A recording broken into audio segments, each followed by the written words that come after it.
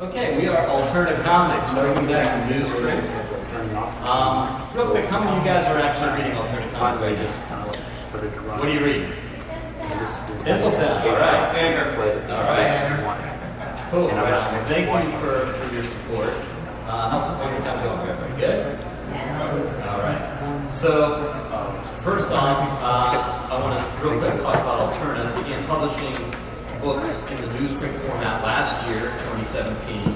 All of our books retail for $1 to $1.99 per issue, which means that roughly for the price of about one normal comic, you can try 3 of ours.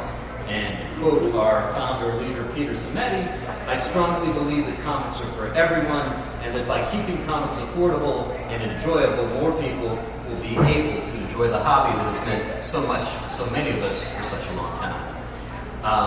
Alterna is also one of the only publishers that actually accepts open submissions.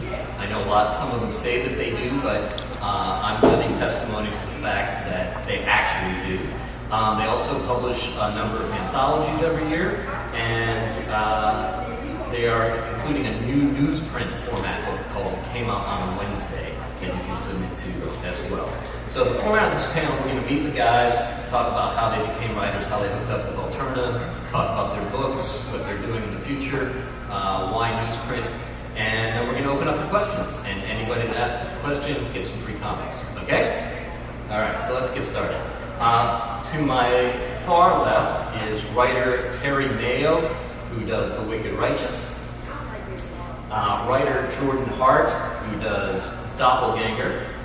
And writer, I'm going to massacre your last name, Michael Kogge, who does Empire of the Wolf.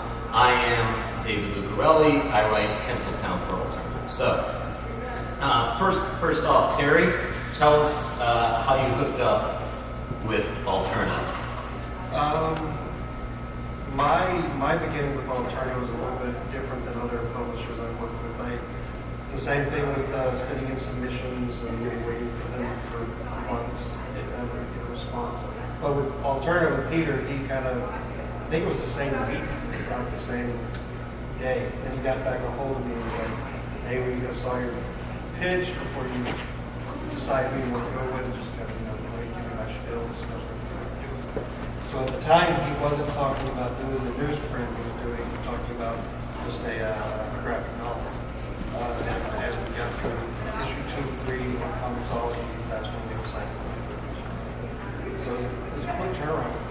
Okay, now you've had a track record of doing webcomics before, right? Yeah, I've done before Wicked Righteous, I had webcomics and like some small self-published stuff. Okay. And then, Jordan, how did you connect with Alterna?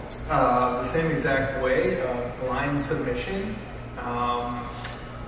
My background was humor writing. I was a humor writer for the Huffington Post as well as a different publisher, and comics were always my love. So I made a transition to comics, and my first one was through Awesome Comics in LA. And then I had this idea for Doppelgänger, and it was kind of a homage to these 80s comedic horror movies that I loved, and basically no one wanted to publish it. And they're like, 80s horror humor, no one's going to care about that. When I submitted it to Alterna, and they responded in a week and got back. And then a week later, Stranger Things debuted on Netflix. And my inbox was full of all the people that said they didn't want to publish it. So Nice. Alterna was actually the only company that believed in it. And then because of Stranger Things, I pulled it out of the 80s. It was a little too close, but I just thought that Peter and Alterna were the right fit, and it was a great decision to go there. Awesome. And then, Michael, how did you connect? Yeah, so Empire of the Wolf is a story of, if you like ancient Rome and werewolves, this is your book. It was a 4-issue series that we self-club published in Kiblam, and then Alterna put the issues also out on Comicsology and in graphic novel format. It looks really good as a graphic novel. It's a fantasy, adventure, a little bit of horror, and it's the perfect kind of thing for for a publisher like Alterna, because it's not a superhero and it's not franchise based. I write for franchises like Star Wars and J.K. Rowling stuff, but this is independent. This is a real fantasy. And there's not a lot of fantasy or adventure comics out there, even by the other independent publishers. So to find a home for Empire of the Wolf is really important. We did with Alterna. Cool. And then my book is kind of a period crime drama. And within the realm of comics today, if it's not superhero, it's not science fiction, not fantasy, and not horror, that doesn't leave a whole lot of publishers left to submit to. So, but I was real happy with Alterna accepting it, because I like a lot of their other books. I think Peter's got great taste. He does all age books, and we'll get into those as well. But right now, let's take a closer look at The Wicked Righteous, which to me is kind of like a post-apocalyptic Lord of the Flies morality tale. Is that right, Terry? Yeah, I mean, I guess the tagline. Thank you, Jerry. The tagline is that it's like Stranger Things meets Mad Max meets like Red Dawn type of thing. Okay. So it's whatever that means. So it's it's post-apocalyptic. It takes place in like a San Diego type area. Something's happened to the population where 90-some-odd% of them have passed away, and the only people left are the wicked and the righteous. So, little spoiler, can't leave the room. But so if you killed somebody, then you're classified as wicked. If you're a child, then you're righteous, and that's pretty much what's left in the landscape. Very cool. And how did you connect with your artist? Lucas Romero is an Argentinian guy that reached out to me. He'd read something that I had published, self-published, that made its way down there. Reached out to me on Twitter, said that he was a fan and wanted to work with me on something. At the time, I was looking for somebody for a couple different projects, and I was leaning more towards like a realistic feel for Wicked Righteous. But after I saw his art, I was like, oh, this really, since the protagonists are more adolescent, I thought the style worked really well. So. Yeah, definitely. And Jordan, it's funny that you say that you think of Doppelgänger as a comedy, because I read it as more like existential horror. Yeah, in my head it was a comedy, but it's actually a lot dark. It came out a lot darker. So yeah, that's very true. So the general premise of it is there's a guy, he's in a car accident, and suddenly there's another guy that looks exactly like him who has replaced him in his life. Yes.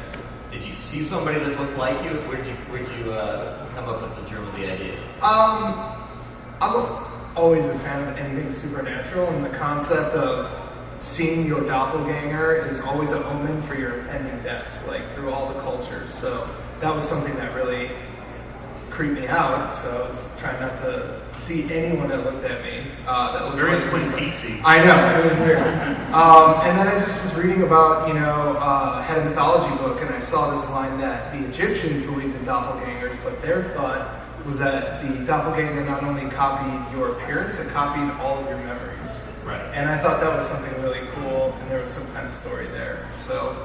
And you also have a device. He can't tell them about the fact that his doppelganger isn't him, right? Because what happens if he does that? Yeah, they can't be seen together either. Okay. Yeah, if both versions of Dennis are seen together, the person that sees them gets erased from the universe. So that's the hook, that they can never confront each other or seen by other people, which, spoiler alert, they are seen by other people throughout the story.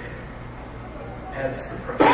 Very cool. And this is the cover for the trade? Yep, that's a trade paperback cover coming out later this year. Very cool. Michael, you actually did not participate in the newsprint line. Alternatively, we published this as a full-on prestige for my graphic. Right, exactly. And it's available in single issues on Comixology too. But yeah, so the genesis of this story came from 20 years ago when I was in high school. I was taking Latin, and we had a teacher at the time. He made us translate a bit of Latin about a werewolf. And I was like, oh my gosh, ancient Rome, and they were talking about werewolves back then. And then I looked into, the story always stuck with me, and then I looked into the mythology more. The Romulus and Remus, they're both born of suckled by the wolf. This is a whole culture. If you go to Rome, you see the wolf and you see the two kids underneath. This is a whole culture that's basically dominated by this image of the wolf. And I said, well, this is a really good kind of milieu for a werewolf story. And so I developed it from that. I set it in 60 AD. You have, there's a lot of history, spent a lot of time going into the books, kind of figuring out what the Romans were. My artist, Dan Parsons, he's one of the two artists. He is a Roman lover, so he has all these books on armor and weapons, and he spent a lot of time doing the research and drawing. He also draws for Dark Horse's Star Wars when they still have the license. So a lot of the mythology in this book is very much related to other mythologies that we see, like Star Wars. Very cool. So did you do a lot of research? Oh, I did a ton of research. I read a lot of the great Romans. I read Seneca. I read Plutarch. I read the life in ancient Rome. There was a lot of time spent just to recreate Rome and make sure it was right. And I even went to, so part of it's also set in England when the Druids are in England. And I wanted one of the characters, she's a Druid, I wanted her to speak in a real language. So I looked up ancient Brythonic, and I was able to piece together enough of ancient Brythonic, which is like Cornish and Welsh mixed together, from this professor's website at the University of Cornwall or something like that. And I sent him an email. I said, hey, I'm doing this comic. Could you help me out a little bit? I never got a response, but I was able to do it. So all her magic is actually in Brythonic. So it adds another layer of authenticity. Awesome. So this is my book. This is Tinseltown, making its debut at Wondercon. It is a period crime drama about one of the first female police officers in Hollywood. It's set in 1915. It's been compared to LA Confidential meets Boardwalk Empire. And in real life, my mother was a cop, so I know a little bit about whence I write in this case. And art is by Henry Ponciano, an artist I've been working with for the past 6 years on my other project, the Children's Vampire Hunting Brigade. And the thing that, the germ of the idea for this was I was studying Universal Studios. And in 1915, Universal was kind of a proto-feminist organization in that they had their own female mayor, female police chief, female police officers. But by that same token, they were not above exploiting those officers by making them march in mini skirts in parades and things like that. So they weren't fully functioning police officers. In reality, they were a cross between a lot security guard and kind of paid actors who were supposed to interact with the tourists. But so that's a pinup inside issue 1, and that is the cover for issue 2. And here's a trailer I put together for Tinseltown. From creators David Lucarelli and Henry Ponciano, the team behind the Children's Vampire Hunting Brigade. Tinseltown.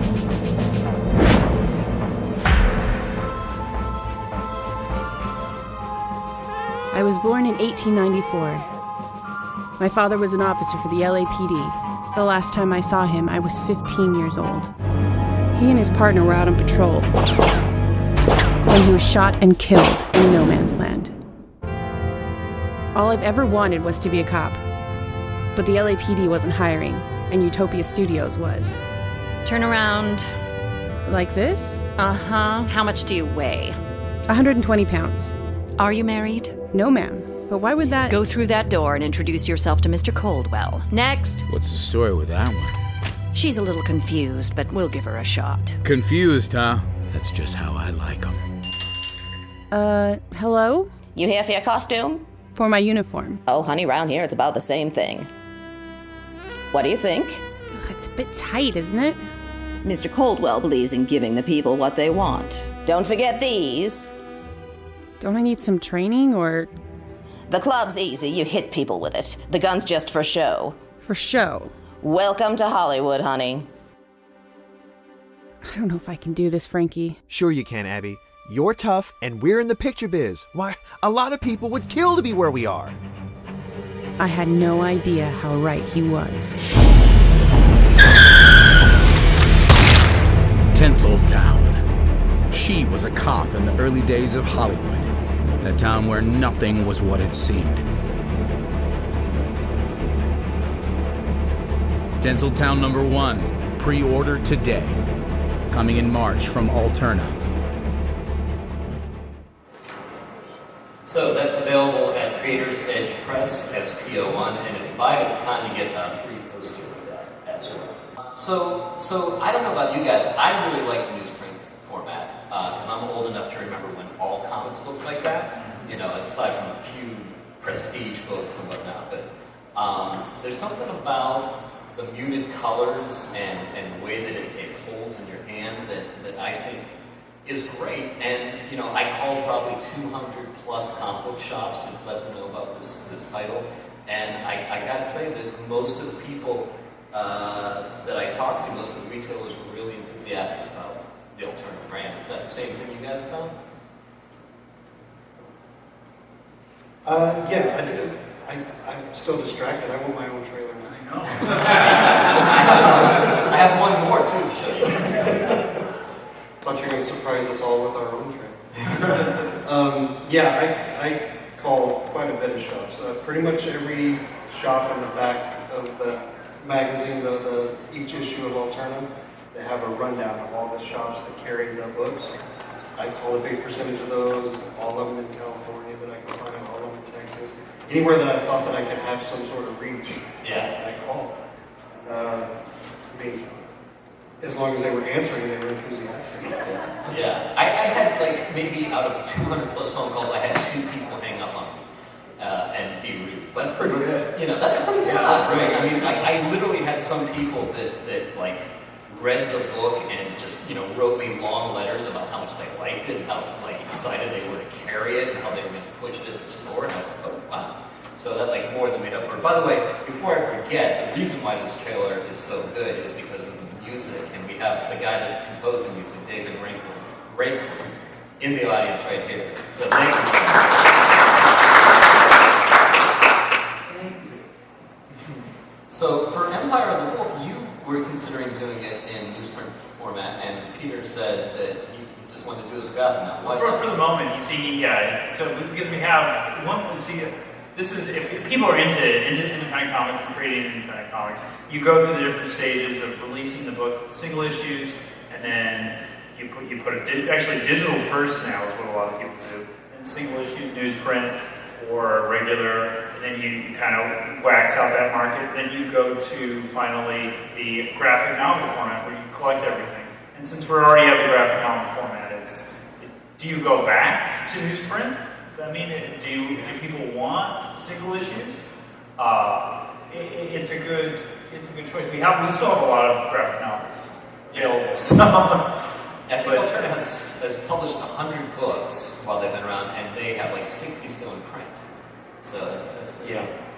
How about you, Jordan? Why did you go with newsprint format? Well, I'm a child of the mid '80s, so I still grew up with it mostly because all the back issues I used to buy, but with newsprint there's just that kind of tact and tang to each page, and like you said, the coloring, I think they only had 64 colors back there, and it didn't even matter, it looked great, so it's really nostalgic for me, but the price I think was really the best part of it.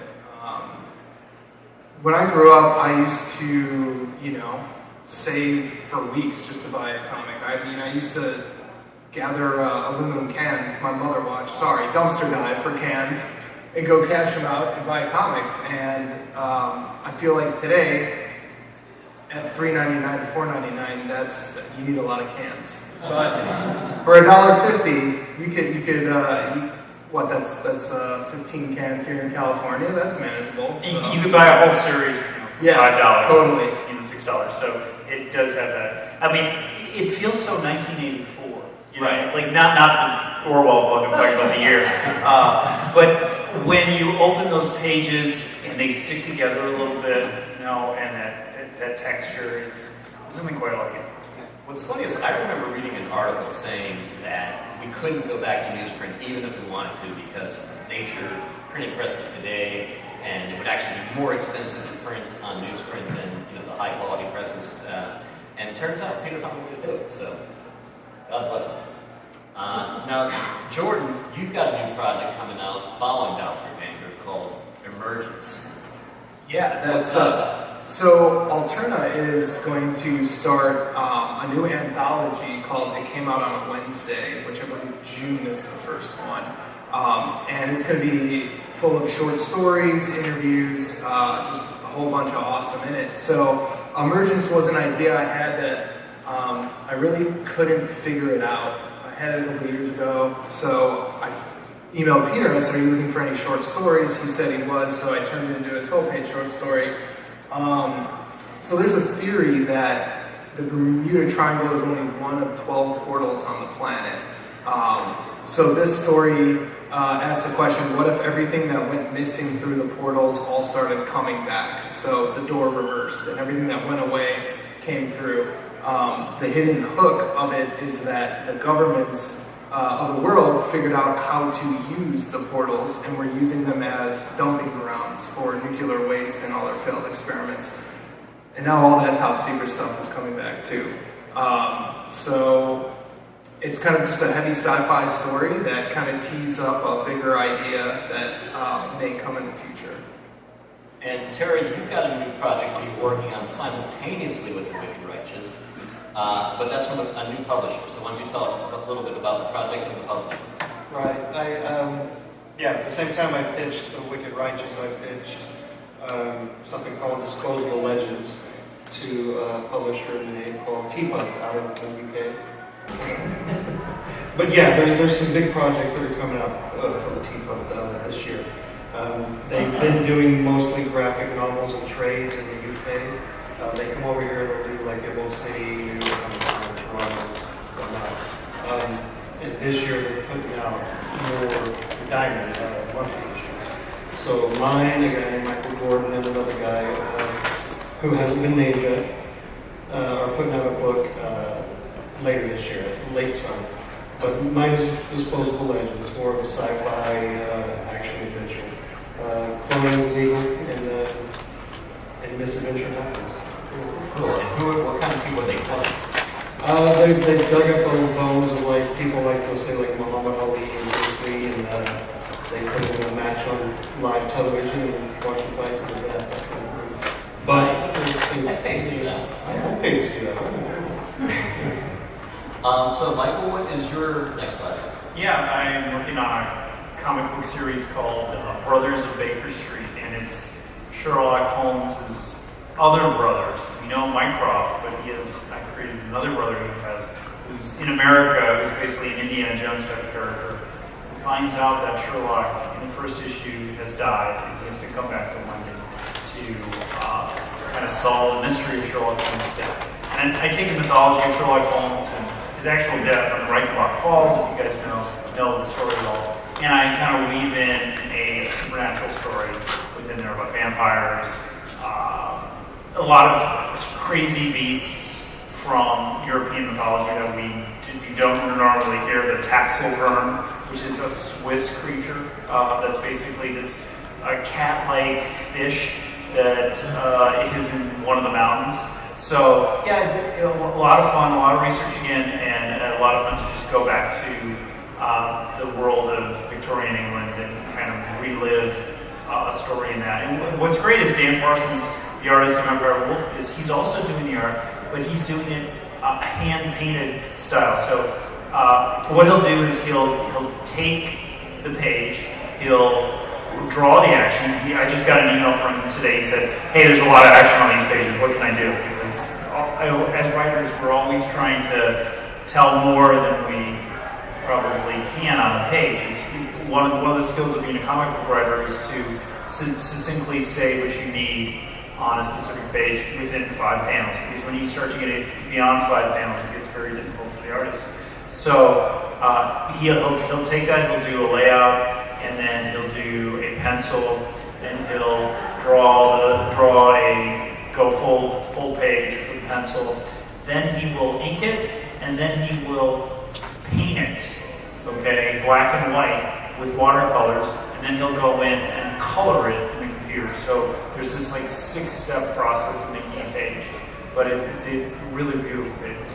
So who's that coming out from? Or when can we see it? I have a publisher yet. Okay.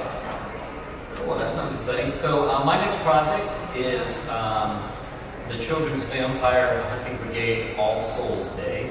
And I published the first 2 graphic novels in the series. They're all standalone stories. It's kind of a coming-of-age gothic adventure. Some people said it's kind of like a punk rock coffee set in Scotland.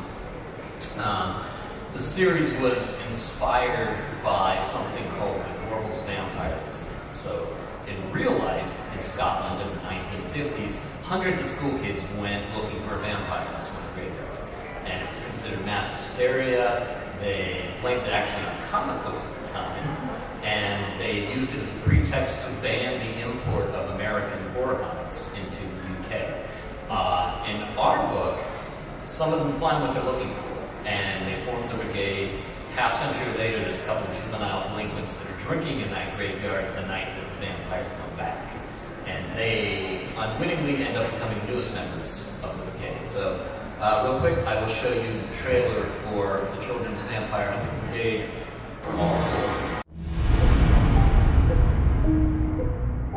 That's life, innit? You don't get what you want, and then you die. What if I could fix that?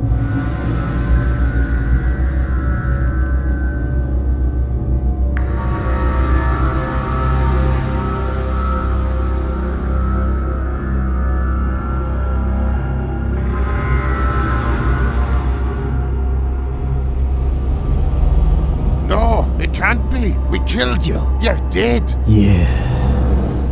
Join. The vampires are a disease. They corrupt everything they touch, including us. Come at me, lad. Let's see what you got. Overextend like that, and you're done. We found these from Edinburgh to Paris. Identical markings. What does it say? Janice is coming. Who is Janice? Their queen. What is he? You say you know who we are. Do the math! No, please. I'm begging you. You can't do this to me. Anything but...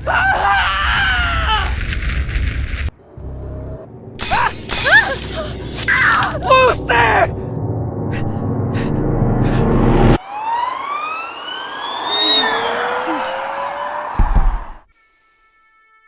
It's settled then. The brigade will make its final stand in the southern necropolis on All Souls Day.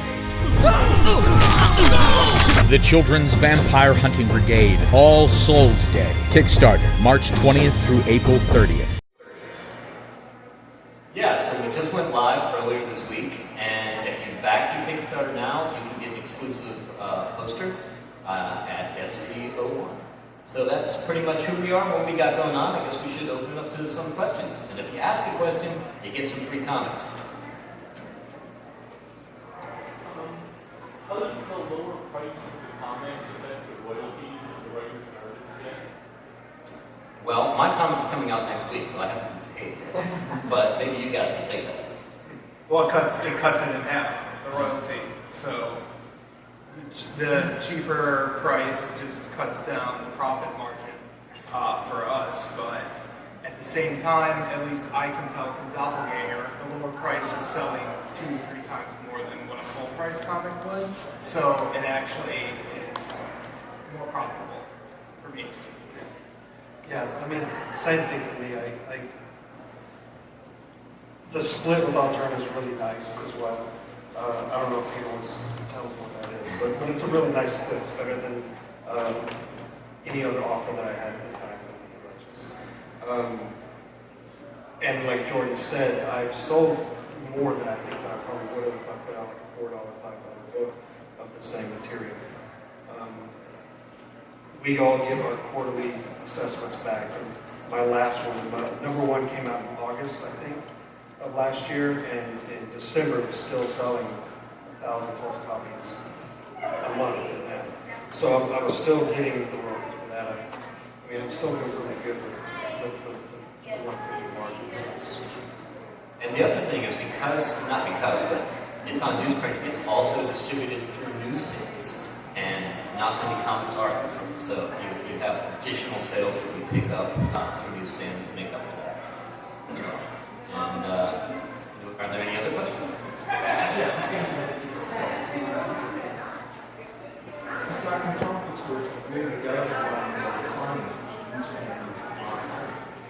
Okay, so the newsstand question is a little bit harder to answer because I don't have the specific newsstands, but if you go to alternacomics.com, they have a list of all 400 plus stores that carry their comics in Diamond, so you can look them up. And even if your local comic book store doesn't carry them, they are listed in Diamond, so you can go to that comic book store and simply pre-order the books through them. Since Newsprint is more affordable on the publishers end, does that mean expanding to comic shops in different locations throughout the country or in different countries easier? I think so. I know Peter just posted something that he just added 12 new stores, and I think the reason why more stores are willing to carry Alterna and take a chance on us when we aren't household names or anything by any means is that it's really a low risk thing for them. The cost investment for them to carry the books is cheap enough that they can afford to take a chance, and more often than not, it seems to pay off. Yeah, and he also mentioned something recently on a podcast that we did together with saying that the numbers for 2017 are going to be met in this March. So like everything that we did in 2017 as far as financially, we're going to have met that by March. So I think that the comic shops are seeing that it's not going anywhere anytime soon, and that it's viable. So I think that right. And the other part of that is that I think that Alterna's been doing this now. We're in the second year of it. We kind of established ourselves as a brand. So like the people that buy one book and like it are taking a chance of buying the other books, and Peter's taste seems to be in sync with a large enough swath of the public that they want to try new books. Comicsology, they charge the same price as 10 price from writing books. It's the same I'm not sure about that. For mine started out as $1.99 on Comicsology, and the price point on here is $1.50. After a couple months, it dropped down to 99 cents on Comicsology, and then 150 still. Is that 99 cents just for the first issue then? 99 cents for 1, 2, 3. Oh, okay. I think we had a question back there. Yeah, since it's on Newsprint, did the artists have to adjust how they did the coloring for their artwork at all? Yeah, I actually colored Doppelgänger as well as writing it, so I did have to adjust some colors, knowing that the newsprint really kind of sucks out the really rich colors, as well as I put a lot of grain into all of my panels. So if you look at a page of Doppelgänger digitally compared to newsprint, you can see there's much more grain detail on the digital version, but that kind of just adds to the nostalgic bit of it, kind of like we talked earlier about. We're not limited to the 64 color palette, but you can see why they were, because at a point you could really only have one shade of yellow, even though you could probably have 10 different shades digitally or on a high quality paper. So you actually make two versions of the book, one for digital and one for print. Yeah, well, I boost and adjust saturation levels and stuff like that. Yeah. Interesting. That's Does what your artist does that too? Yeah, my colors does the same thing. We have one file set for print. Okay. And we have one file set for digital and for the graphic. I gotta talk to my artist. Okay. Well, the old way for Newsprint, they would have a room of, it was generally women at Marvel or DC, and they would have all these tiny numbers, and you put a number down like 61 or 127, and that would relate to a specific color that the printer could print. Okay. So that's how they would have to like label everything. Interesting. I guess we have time. We've got a couple more minutes, so 2 more questions real quick. 2 questions. One, would you say that is there a certain sensibility you look for types of stories that you're not seeing elsewhere? Yeah, I think Peter, his natural inclination is not to go for the traditional superhero stuff, because, I mean, that market is obviously very saturated. That said, Alterna does have a couple of books that fall into that category, but like Amazing Age is an all-ages book. Mr. Crypt, by the way, we have a full Alterna line in SPO1, Creator's Edge Press. Don't ask me why it's not called Alterna, it's too long of a story, but Mr. Crypt is kind of like a new version of Casper the Friendly Ghost in the 21st century. Lilith Dark and Adam Wreck are also all-age books. Fear Diaries, I believe, is an all-age book, and Trespassers, about an alien abduction. These are some of the other titles. Zero Jumper, I think, is coming out next week with my book. And the X-11, I think, is another post-apocalyptic kind of thing. Sonatus and Scrimshaw is kind of a superhero book. And then we have Mother Russia, Go West, just came out. Croak is a horror book. The Chair is a psychological drama.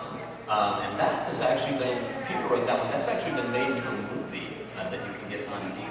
It was the last movie that, I want to say, Roddy Piper. Yeah, so that's pretty cool. And I don't have all you guys' contact information, but I got some from Jordan. And right after this panel, we're going to all hightail it to SPO1, because I think more people ask questions than we have free comics for. So if you ask a question and we ran out of free comics, then just meet us at the booth and we'll give you some. And that is about it, unless there's any more questions. No. All right, well, thank you so much for joining us. Have a great day.